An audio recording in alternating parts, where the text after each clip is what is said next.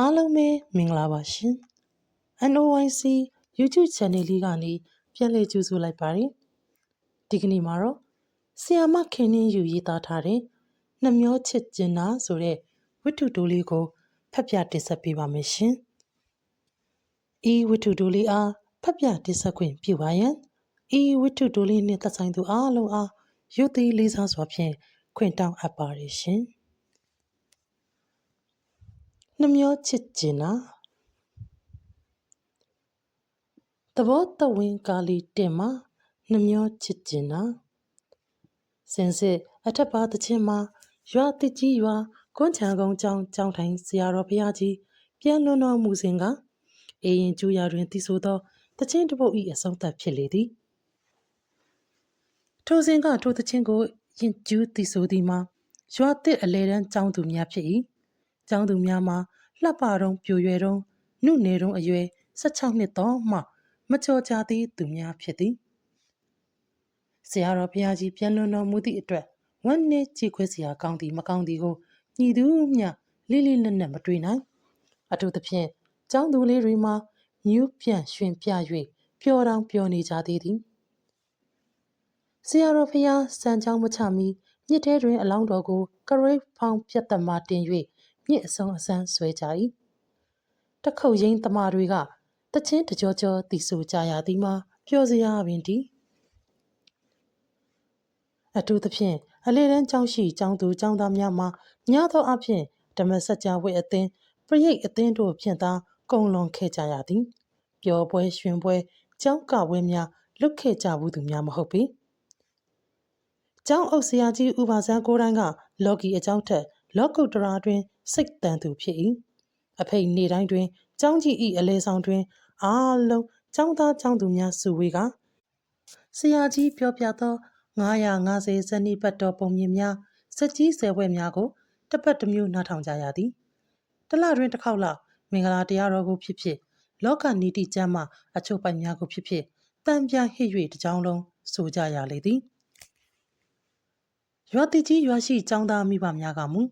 လောကအကြောင်းဓမ္မအကြောင်းဖြင့်မိမိတို့သားသမီးများကိုဆုံးမသွန်သင်၍ကျောင်းအုပ်ဆရာကြီးဥပဇံကိုအထူးကြည်ညိုကြသည်လေးစားကြသည်ကျောင်းသူကျောင်းသားကလေးများအဖို့ကတော့တခါတရံသူတို့ကျောင်းနေရသောဘဝကိုညှိငွေလာတတ်ကြသည်သူတို့သည်အစဉ်လိုလိုပရိတ်များဆုံးမစာများကိုရွတ်ဖတ်နေကြရသည်ကသီလရှင်လေးများကိုရင်လေးများနှင့်တူသည်ဟုသူတို့ကိုယ်သူတို့ထင်နေကြလေသည်အထူးသဖြင့်သူတို့ပုံမုံတီသည်ကဆရာကြီးကတော်ဒေါ်မမကိုဖြစ်သည်မိန်းကလေးတွေနော်မထနဲ့မရွနဲ့ကောင်းကောင်းနေကြတခါတရံကျောင်းသူများဟားတိုက်၍ရင်နေသည်ကိုတွေ့လျင်ဆရာမကြီးသည်လမ်းလျှောက်ရင်းကကြိမ်မောင်းသွားတတ်သည်ကျောင်းရှိတွင်မလကာပင်များရှိသည်ကျောင်းသူများသည်မလကာပင်များကိုဒုံတိုင်လုပ်၍၎င်းခွေးယူတိုင်လုပ်၍၎င်းကစားကြသည်ကစားတိုင်းမလကာပင်များအရှိန်နှင့်ပြေး၍ဖတ်ကြသည်မလကာပင်များမှာတိမ့်တုံအောင်ပင်ရိမ့်ရန်ကုန်ကြသည်ဝေးဝေးမှဆရာမကြီးအရိပ်ကိုမြင်လျင်ကျောင်းသူတွေတယောက်မှမလကာပင်အောက်တွင်မတွေ့ရတော့ပေတွေ့လားသူ့မလကာသီးတွေကိုရီးနေပြီနင်တို့ခူးသေးလားခက်လန်းလန်းတွင်ပုံခို၍ထိုင်နေသောကျောင်းသူများသည်တိုးနှင့်တယောက်ကိုတယောက်လက်တို့မိကစီးနေမှကြီးသူ့မလကာသီးလက်ဖျားနဲ့မတူပါဘူး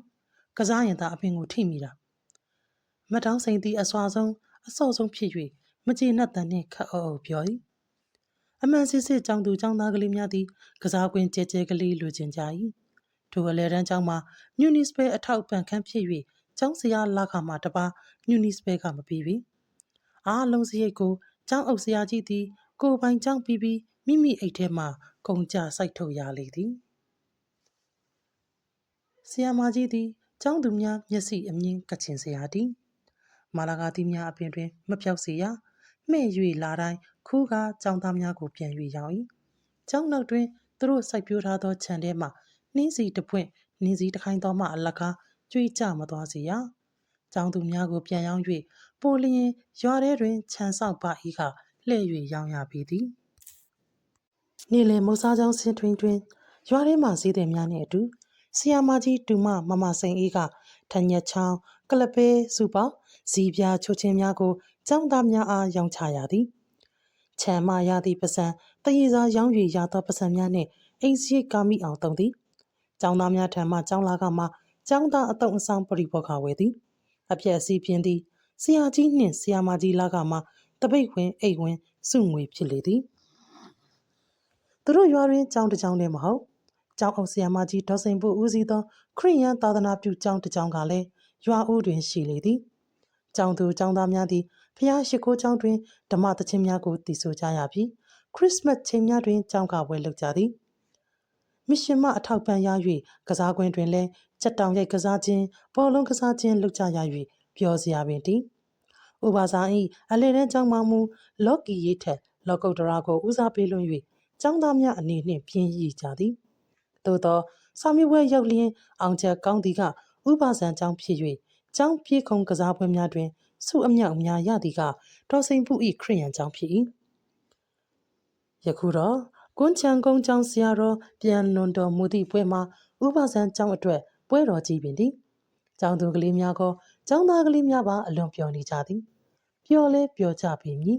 သူတို့ကျောင်းအတွက်ကပွဲဆိုသည်မှာအိမ်မက်ပင်မက်ခဲ့ပူးကြသည်မဟုတ်ပါဘူးမိန်းကလေးများကတခုတ်ရိမ်အတွက်ရိမ်တိုက်ရတချင်းတိုက်ရသည်ယောက်ျားလေးများကလည်းဖိုးသူတော်ရိမ်အတွက်ပြင်ဆင်ကြရလေသည်အင်းရင်ကျူးဖို့အတွက်မူ9တန်းမှအတန်ကောင်းရုပ်ချောသူတကြီးသမီး2ဦးကိုရွေးချယ်ထားသည်မမြသည်နှင့်မမြကြီးသည်ရုပ်လဲချောအတန်လဲကောင်းသည်သူတို့2ယောက်ကအလောင်းတော်ကိုပန်းပခတ်တွင်တင်ဆွဲရင်အင်းရင်ကျူးတချင်းပိုင်များကိုဂယုနာရတပေါ်လွင်အောင်ဆိုတော်လေကျောင်းသားလေးတွေကမနက်အပြင်တွင်အင်းရင်ကျူးတချင်းနှင့်ပင်ကိုယ်နေအောင်ကကြသည်ထိုပွဲတွင်ဆရာကြီးဥပါစံသည်ခေါင်းပေါင်းကြီးတလွင့်လွင့်နှင့်စက်တည်ရှိလာသည်ဆရာမကြီးတော်မမကလည်းဂျပန်ဘဝကြီးစုံချ၍တင်တယ်လာသည်ဤတွဲနေသောနရွက်တွင်စိတ်ငကကြီးမှလည်းတစ်ဖြက်ဖြက်တောက်ပါနေ၍ပုံပုံယုံယုံထိုးထားသောစတုံးမုံမုံမှလည်းစိုက်ထိုးထားသောစိတ်စတိုးကြီးနှင့်ဝင်းပါလာသည်ဖြူဖွေးသောနှစ်ဖူးပေါ်တွင်မဟာနှစ်ဖူးကြပုံသည်စက်တည်ရှိလာ၏စကားပြောရာတွင်နှကန်းပါပါနှင့်တိမ်မွေ့၍ကျောင်းသားမိဘများကချစ်ကြတော်လဲကျောင်းသူများကမူဆရာမကြီးကိုမြင်ဖြင့်ကတ်ကြသည်ညကတို့ကျောင်းသူတွေမနက်ထဲမှာဟီးတိုက်နေကြတာပဲစက်တညင်ကလာတဲ့ကျောင်းသူတွေမနက်သွားကြည့်စမ်းဘလောက်အိမ်ရီရလဲလို့ဆရာမကြီးကမနက်ကျောင်းတက်ချိန်ကျောင်းသူကြီးများစုမိလျင်ခေါ်ချိန်တက်သည်ကျောင်းသူကြီးတွေမှာဆရာမကြီးသူ့အခန်းသူပြန်သည်နှင့်တပြိုင်နက်ဖွစီအတင်းပြောကြတော့သည်ဆရာမကြီးသည်ရှေးမူလာတန်းဆရာဖြစ်ကိုအောင်လာသူဖြစ်၍ကာကြီးခါခွေးတန်းကိုတင်ပြသူဖြစ်သည်သို့သောကျောင်းသူကြီးတွေကိစ္စမှမူသူကိုယ်တိုင်ဆုံးမတတ်သူဖြစ်၏2တန်း3တန်းပြဆရာမများမှလည်းဘရုံမှလက်ပွားကားကြီးများနှင့်ဘီးစရုံကြီးများဤနေအောင်ထုံထားသောအပြိုကြီးဆရာမများဖြစ်သည်ကျန်ဆရာများမှာယောက်ျားဆရာများဖြစ်ကြလေသည်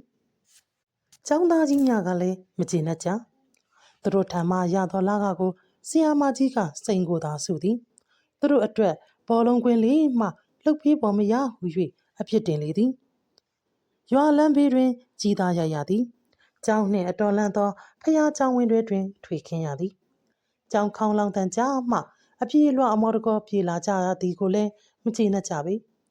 သို့သောနှစ်စဉ်နှစ်တိုင်းလိုလို9တန်းအစိုးရစစ်တွင်ဥပါစံအလဲတန်းကျောင်းမှတန်းလုံးကျွလိုလိုအောင်၍ကျောင်းသားမိဘများမှအားလုံးကျေနပ်ကြပေသည်ကျောင်းသူများအုပ်စုကဘိုး၍မကျေနပ်သည်ကဆရာမကြီးသည်သူမျက်စိကျအောင်ငြိမ်ငြိမ်သက်သက်နေသောမတ်စိန်မှန်လိုကျောင်းသူမျိုးဆိုလျင်လူရှိတွင်တဖွဖွနာမည်ဖော်ထုတ်၍ချီးကျူးတတ်၏အထူးသဖြင့်အစော့အကစားတွင်နံပါတ်1ဆွဲသည့်မိဖို့မိစုတို့ရှေ့ရောက်လျင်မူစိန်မန့်ကိုကြည့်ကြစမ်းနင်တို့နဲ့များမကွာဘူးလားနင်တို့ရုပ်များချွေးတီးတီးကြလို့အင်ကြီးတွေလည်းဖွတ်ဖွတ်ကြီးဖုတ်လိမ့်လိမ့်နဲ့ဟူ၍နှိုင်းရှင်ကခဏခဏပြောတတ်သည်အမှန်တော့မစိန်မန်းသည်အခြားကျောင်းသူများလိုစော့ကစားနိုင်အောင်ကျမ်းမာတန်ဆွမ်းသူမဟုတ်သည်ကိုနောက်မှသိရသည်သူခမများမနက်ဝစ်လာသောဗရုံမာအင်ကြီးသည်ညနေကျောင်းဆင်းချိန်အထိခေါရိုးမပြတ်အောင်ကိုနေသောကျောင်းသူတစ်ယောက်ဖြစ်လေသည်ဂျပန်တခေတ်ပြောင်းပြီးနောက်ကျောင်းဤကံကြမ္မာကလည်းတစ်မျိုးတစ်ဖုံပြောင်းလဲသွားလေသည်များသောအားဖြင့်ဥပါစံကျောင်းမှ9တန်းအောင်သူများသည်မြောင်းမြအထက်တန်းကျောင်းသို့ပြောင်းရွှေ့နေကြသည်ငွေကြေးမတက်နိုင်သူတို့ကရွာမှပညာဆက်မသိပဲကြံ့ရစ်ကြရလေသည် ဥပါဒံကျောင်းမှာလူတော်များများထွက်သောကျောင်းဟုဆိုလျင်မမှားပေသူကျောင်းမှာအခြေခံပညာရပ်များသင်ကြားလာသောကျောင်းသားအတော်များများသည်ကုန်သည်ပိုင်းသို့လည်းရောက်လာကြသည်နေဘက်စစ်ဘက်များတွင်လည်းဝင်ရောက်အမှုထမ်းကြသည်အမှုပညာသည်များအဖြစ်လည်းတွေ့ရှိရသည်အချို့ကြတော့လည်းတမယိုကြမိပါလေယာများကိုပင်ရာတက်သလောက်စိုက်ပျိုးစားကြသည်ကျောက်စစ်ထုဆရာကိုပါညွန့်ကမူကျောက်ဖြူများကိုပပုထုရင်းမှရန်ကုန်တွင်နာမည်ကျော်ကြားလာသူဖြစ်သည်သူသည်လည်းဥပါဇံကျောင်းထွက်တစ်ယောက်ဖြစ်၍ဖိုးသူတော်ရင်းတွင်ပါဝင်ခဲ့ဘူးသူသည်သူသည်အနောက်တန်းပပုပညာများကိုလည်းတွားရောက်လေ့လာခဲ့ပြီးဖြစ်လေသည်ကိုပါညွန့်သည်တစ်သားထက်ကျောက်ဖြူများကိုထုရာ၌ဘိုး၍လက်ရမြောက်သည်တခါတရံရွာတိကြီးအလဲတန်းကျောင်းတွင်နေခဲ့ရသောအချိန်ကိုပြန်၍အောင်မိသည်ကွန်ချန်ကုန်းဆရာတော်ပြန်လွန်တော်မူသည့်ပွဲအကြောင်းတွေးလျင်တယောက်တည်းပင်ရေမိပြုံမိ၏ကျောင်းကိုလည်းလွမ်းသည်ရွာကိုလည်းအောင်မိသည်ရေကြီးရာမျက်နှာရအလောက်အကိုင်းမျိုးမျိုးနှင့်ပြောင်းရွှေ့သွားလာသောတငယ်ချင်းများနှင့်လည်းပြန်လည်၍ဆုံခြင်းသည်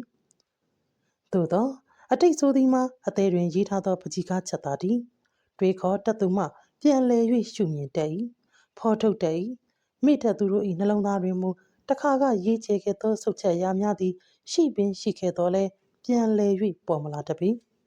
ကိုပါညွန့်ကမူသူအနှစ်သက်ဆုံးကျောက်စစ်ရုပ်တစ်ခုထုလုပ်ရန်ရွာတစ်ကြီးသို့ထွက်လာခဲ့သည်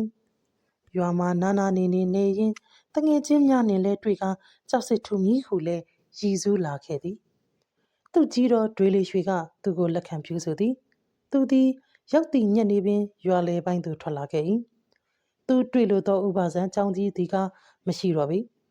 သူသည်ရင်ထဲမှဟာသွား၏မတောင်းစိန်တို့မမြသည်တို့ပြေးလွှားဆော့ခဲ့သောမာလာကာပင်များလည်းမရှိကြ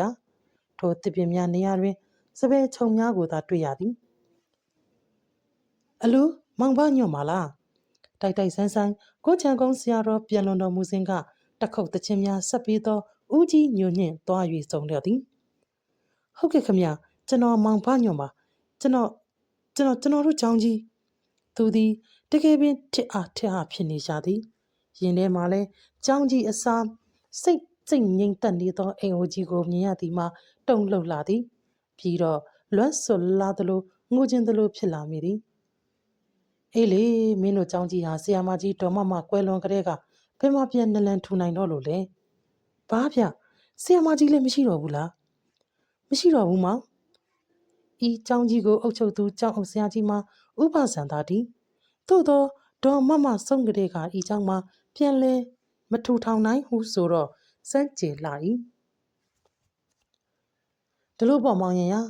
သူအသက်ရှိနေတော့ကကျုပ်တို့လည်းတုတ်တန်ဖို့မတွက်မိပါဘူးကျုပ်သမီးတွေဖြင့်ကွယ်ရရောက်ရင်ဆရာမကြီးအတင်ပဲပြောနေကြလို့ကျုံငေါက်ရသေးတယ်သိပြီးကုတ်ကတ်တယ်ကစီနေတယ်စီကန်းကြီးတယ်နဲ့အခုသူသေးတော့ဥပဇံနောက်မိမယူသလေမိမက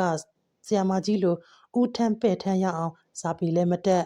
ကျောင်းကြီးတိုးတက်ဖို့ပြင်ဖို့နေသာဆရာမကြီးလက်ထက်ကကြံခဲ့တဲ့စိန်တွေရွှေတွေလည်းဖဲချပစ်တာနဲ့ကုံမလီရောမောင်ကိုပါညွန့်မှာကြားရသောစကားများကိုမယုံကြည်နိုင်ပြီ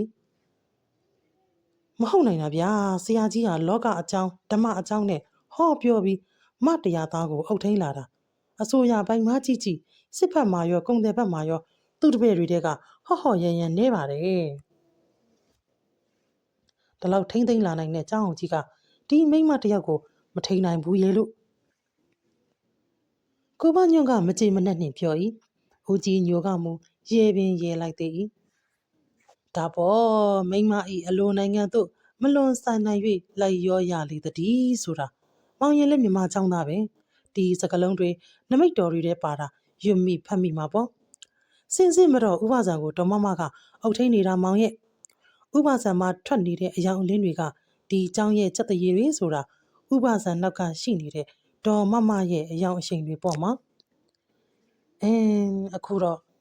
ကြောင်ကြီးလဲပြက်ရွာမှာလဲကို့ဘာသာတရားနဲ့ကို့ရိုးရာထိမ့်သိမ့်နိုင်အောင်ညမဆန်ဆန်เจ้าရဲ့လို့မရှိလေတော့သတင်းနေ့တွေကြရင်ကွန်ကြံကုန်းเจ้าကို့သားသမီးတွေလှုပ်ပြီးတော့မင်္ဂလာတုတ်ပရိတ်ကြီးရတနာရွှေကြိုက်နမကာရတို့တင်ခိုင်းရတယ်ကဲသွားအောင်မယ်နှုတ်ဆရာကြီးကခမမြောက်မြပြောင်းသွားတယ်ကွယ်ဟိုမှာသူ့နောက်ဇနီးလဲကွယ်လွန်တယ်ဆိုလားပဲ သူလည်းရွာကိုပြန်မလာတော့ပါဘူး။ဦးကြီးညိုကလမ်းကိုဆက်၍ရှောက်ရန်ရွာတောင်ဘက်ပိုင်းသို့ဦးတည်လိုက်တော်သည်။သူတယောက်တည်းငြိမ်သက်စွာရပ်နေမိ၏။ပါလျသောနှခမ်းတို့မှကိုစန်းနှင့်ဆရာကြီးအားဆရာမကြီးကခေါ်တံကိုပင်ကြားယောင်သလိုလိုဆရာမကြီးက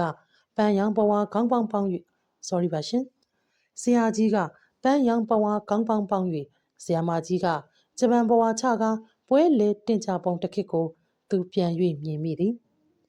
သူသည်အိမ်သို့ပြန်လာခဲ့၏နောက်တစ်နေ့တွင်သူ၏ကြောက်စစ်ထုကရိယာတစားပလာကိုယူကာရွာအနောက်တုတ်တံမြေသို့ထွက်လာခဲ့သည်ဆရာမကြီး၏ဖြူဖွေးသောအုတ်ဂူကိုအလွယ်တကူပင်ရှာဖွေတွေ့ရှိ၏သူသည်ကြောက်ကူဘေးတွင်သူ့အလုပ်ကိုစ၍လုပ်သည်သူ၏စောက်တမ်းမှကြောက်သားကိုထိလိုက်တိုင်းတိတ်ဆိတ်နေသောဤမြေပဝင်းချင်းကိုတောက်ဝင်လှုပ်ရှားစေပေသည်နောက်တစ်ပတ်တုတ်တန်ကျောင်းဆရာတော်ကကျောင်းသားလေးများအားဂုံများမြေပုံများအကြားရှိမြက်ပင်ပေါင်ပင်များကိုတုတ်တင်ခိုင်းလိုက်သည်ကျောင်းသားလေးများသည်ကျောင်းဆရာမကြီးဒေါ်မမ၏ကူဘေးတွင်စာတမ်းတစ်ခုကိုတွေ့ရှိ၍ဖတ်ကြည့်ကြလေသည်စာတမ်းမှာသဘောတဝင်းကာလီတဲ့မှနှမျောချစ်ကျင်နာဟူသောစာတမ်းပင်သည်ကျေးဇူးရှင်ဆရာမကြီးတို့ခင်နှင်းယူဟုတ်ကဲ့ပါရှင်